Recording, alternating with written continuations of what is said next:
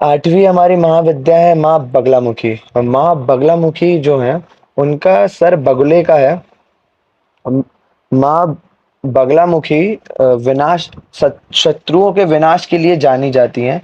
माँ बगलामुखी जो है वो एक सिंहासन पे बैठी हुई है जो जेवरों से लगा हुआ है। मतलब जेवर, पूरे सिंहासन में जेवर ही जेवर और छोटे छोटे मोती, सारी चीजें लगी हुई हैं। आमतौर पर वो समुद्र, पानी पानी के बहुत बड़े जगह के बीच में उनका सिंहासन है।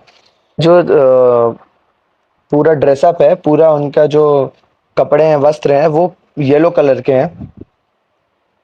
प्रिय है। माँ ने एक हाथ से उनके शत्रु की जीभ पकड़ी हुई है तथा दूसरे हाथ में मुग्दर पकड़ा हुआ है। माँ बगलामुखी बहुत ही शक्तिशाली माना जाता है और दसों महाविद्याओं में उनका एक अलग स्थान है। माँ बगलामुखी बहुत अपने शत्रुओं को विनाश के लिए जानी जाती हैं। और कहा जाता है इनका आशीर्वाद जिन्होंने पा लिया, उन्होंने उन पर कभी भी जीवन में किसी भी चीजों का तंत्र मंत्र नहीं होता। वो तंत्र को काट देती हैं, इतनी शक्तिशाली है माँ बगलामुखी।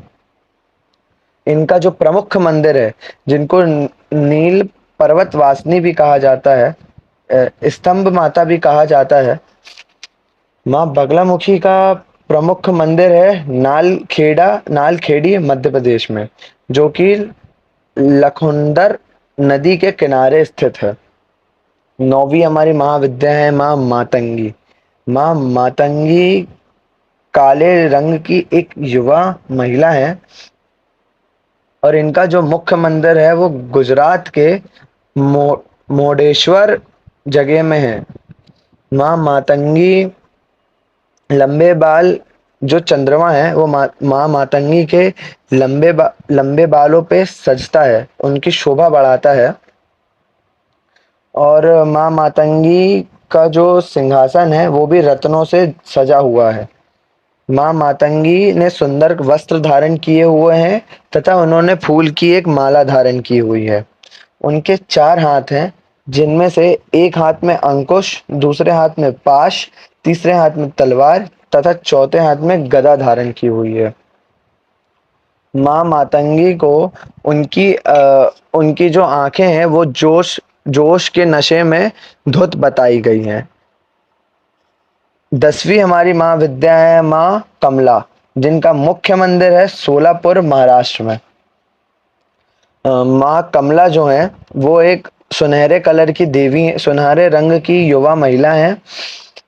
वह सुंदर महिला है। उनके उनके उनके ऊपर दो हाथियों के द्वारा जल चढ़ाया जा रहा है। माँ कमला जो है वो कमल पे बैठी हुई है तथा उनके हाथ में भी कमल है। माँ कमला जो है वो पूर्ण रूप से माँ लक्ष्मी का रूप कह सकते हैं। पूर्ण रूप से वो माँ लक्ष्मी की तरह ही दिखती हैं। माँ कमला जो है वो कह सकते हो उनको कि वो मुख्य तौर पे महालक्ष्मी का ही एक स्वरूप है और उन्हीं के प्रकार आशीर्वाद देती हैं, धन की ही देवी हैं। तो ये हमारी महा 10 विद्याओं के बारे में बताया।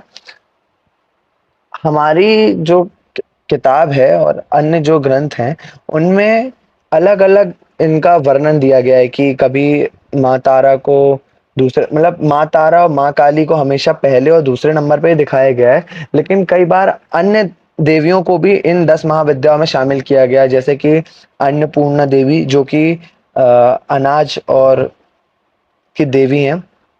इसी के प्रकार कामाख्या देवी को, जो कि सबसे शक्तिशाली शक्तिपीठ कहा जाता है, माँ कामाख्या शक्तिपीठ को, वो उनको भी कई बार महाविद्या में शामिल किया गया है, लेकिन मुख्य तौर पे यही 10 नाम हमेशा आते हैं। तो आज के लिए बस इतना ही। मैंने मैं आपसे सभी से यही चाहूंगा कि हम सब हमारी 10 महाविद्याओं को जाने अच्छे से और उन्हें अपने माँ के रूप में स्वीकार करके अपने जीवन को अच्छे रूप में भगवत प्राप्ति के मार्ग में आगे बढ़ाए। जय भवानी, मात नर्मदे हर।